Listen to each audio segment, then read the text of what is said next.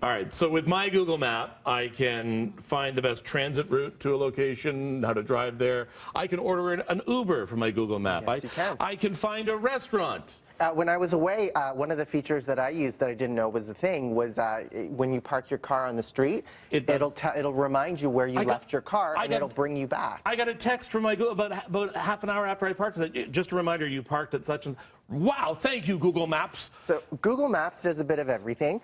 Toronto and Vancouver, one in around 50 cities now that are receiving this new feature being rolled out, and it'll tell you how easy or difficult it will be to find parking in your area. And in a city like Toronto, or in a city like New York, Paris, Boston, just a few cities that are quite difficult in major urban metropolitan hubs, it can be quite hard to find street parking. So when you put in a location now, and for an example, I put in the hospital for sick children. Anybody who goes to the hospital for sick children knows you can't park within 10 miles of that place. Or any hospital on that road. Yeah, without paying an arm and a leg. Yeah, so now when you put in a popular location, you'll be able to go in, it'll tell you directions on how to get there, but you'll have a line that says parking is usually limited near this destination, so it'll tell you how likely you are to find a spot. What happens if you press on that? Does it give you some suggestions? Nothing. Okay, Nothing. so I thought it might give you some different suggestions. Now,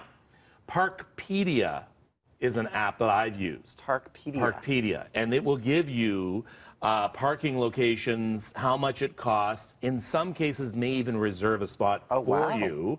There are some places in Toronto that subscribe to it. So there are parking apps out there. Yeah. I want to know where you know what, there are still these little places in Toronto, they're few and far between, where there's free parking.